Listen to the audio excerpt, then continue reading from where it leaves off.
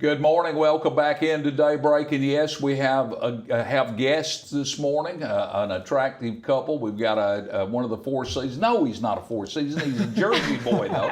He's not a Four Season. And who we have is Jared and Joy Sorensen. And, you might recognize Joy. Fortunately, there's not much there to recognize from her dad, who is Al Mathis, an old friend of ours, who is really was the prime motivator and mover and owner of Desoto Caverns. Mm-hmm. And these young folks met in college, and we'll talk about that in a minute, in Indiana. And they decided that they're going to come back here and work in the cave, as everybody calls it over there.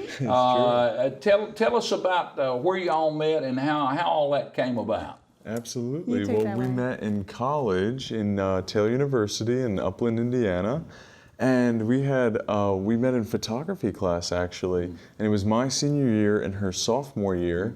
And let's just say we hit it off right when we first met. I saw an empty chair right next to him and decided that was mine for the day. And then it happened to be for the rest of the semester, too. Yeah. And a little bit longer than that now, too. How long have y'all been married? A year and a half. Year and a half. So the bloom is not off the road. The blush is not off the road yet. Not at all. They still think we're honeymooners. And how did it come about? Did y'all get to talking with your dad? And how did it come about that you decided to make the cave the work that you wanted to get into? Yeah. Well, I'll just start off by saying it's always been my dream. I love Desoto Caverns. Mm-hmm. And as a little girl, I'd always ask my dad how I could get involved. Mm-hmm. And my brothers always ended up on maintenance crews, so they were not as exactly excited about getting involved because it was always moving rocks and stuff. But they really, my dad and my mom both have always supported my heart for the cave. Mm-hmm. And as I got older, I traveled a great deal, and they kind of decided, I guess she's kind of found her own little route. And then I met this man. Mm-hmm. And the rest is history. And so you guys decided to come back here. Now, your background, your interests are theatrical. Mm-hmm.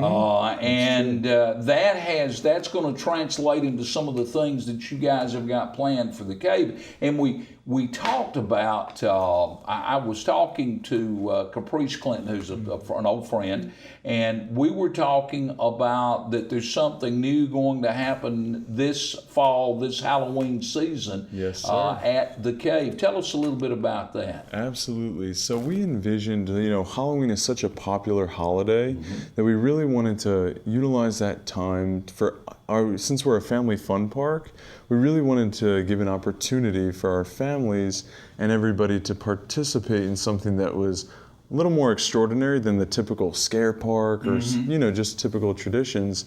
So we wanted to create an opportunity so that we can appeal to all age groups, so that families that have teenagers and young kids can pretty much appeal to all their children, because that can be really difficult to get the teenagers and the youngsters all in on the same boat.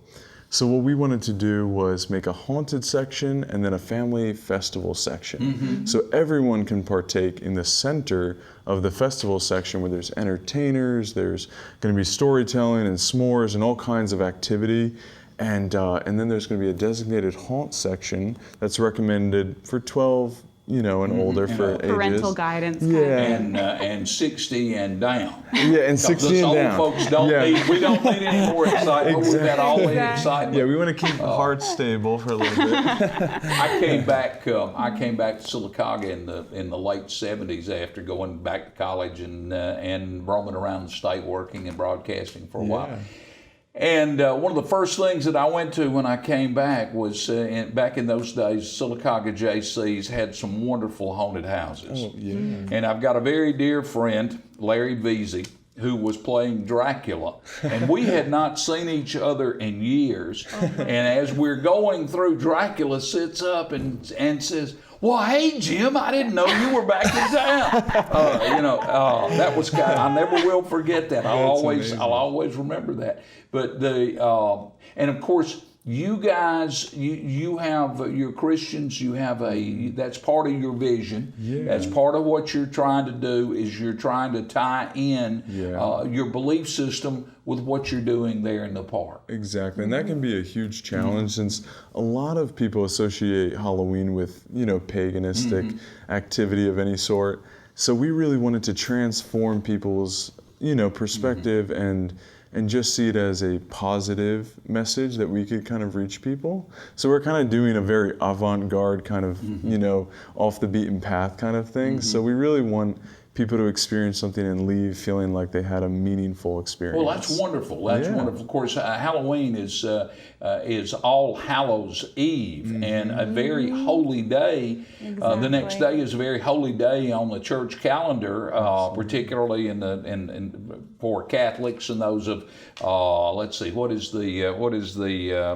is a Episcopalian they refer to Catholics and Episcopalians, Methodists as, and it's a very holy day on that calendar, and it's been hijacked. It's been taken that very holy day. The ideal was to have a little fun the night before, and then have that day of honoring those who have passed on, the saints, honoring that day, and it's been hijacked. It's been taken over by folks who don't believe in that system, which happens a lot of times, doesn't it? And so what you're doing is you're going to restore the family aspects. You're going to have the fun aspect of a little scare for those that are of age to take the scare, but other good positive things going on at the park. Absolutely. And I've got to tell you, the park is looking great. I was over there just earlier this week, talked to Caprice, and we went down to the park. Brenda loves the park fudge. As a matter of fact, on our video that we use on the Eating Out show that we do on Tuesday morning, has you serving fudge in it. Oh, really? Jerry. That's great. Yeah. Of course, you had a little bit more of this. And it's a wonderful place. And it truly is a family-friendly place. There's not anything glaring. There's not anything. There's not anything out of the way. I think we've got a little video clip. Let's take a look and see. Yeah, there he is. There he is. Yeah, there was a little more. There is, of course, we're looking at the commercial that we run on Tuesday morning with the Eating Out segment, looking at the gift shop. That gift shop is something special. That has, with all the minerals and everything, that is really, really something special. The park is really something special. Now, when is this all going to start? Absolutely. This Halloween thing. Yeah, we're going to begin on October 1st to October 31st. All the way to Halloween, and we're going to be every Thursday, Friday, Saturday, and Sunday in the evenings. So our typical attractions will not be open, but we're going to have our designated sections that will be available for everyone to experience. But there will be an entrance fee, very slight, but just for everyone to experience the main central entertainment. And then the attractions will be a separate entity. And then the maze will be transformed, and the cave will be transformed, and there's going to be a lot of... So the maze and the cave are going to be your primary scare sections, and then you'll have out in the park out there in the normal area where you would have of course you've got the pavilion over there, the Coos Pavilion down on one side, then you've got the stage and everything in another area. Of course, I understand that the Native American Festival was a huge success. Oh, it was wonderful. Thank you, everyone that supported that. And we got over. We thoroughly enjoyed we watched the dancing. We roamed around a little bit. I made one of the guys mad because I cracked his whip. But I wanted to see if I could still do that. I could do that when I was young, and I could still get it congratulations. to pop. Yeah, well, at least I'm not too pooped to pop anymore. Listen, guys, thank y'all for coming. We'll do this again. What a nice couple you guys are, and Jim, we appreciate you coming by. Yeah, I also want to mention really quickly, we do have upcoming auditions next week, August 11th through the 14th, for anyone that is interested in being a featured actor or character in our park for the Tomb of the Risen Dead Halloween Haunted Park. So if anyone's interested, go to our Facebook page and check out where the auditions are. Okay, and this is something that folks could get involved in. Yeah. It's going to be positive to your faith. It's going to be positive to your Absolutely. just a lot of fun And to a do. lot of fun. yeah. Makeup and costumes and a lot of, anyone that wants to be an aspiring actor is going to get a great opportunity to transform a place. Okay. Exactly. Well, thank y'all for coming. Thank you so You're no much. Frankie Valley, but I guess we'll keep you. Oh, thank you. I You can appreciate become that. our designated Jersey boy. Oh, thank you. I yes. appreciate it. Oh, Brought thanks so him much. down. Thank y'all for coming in this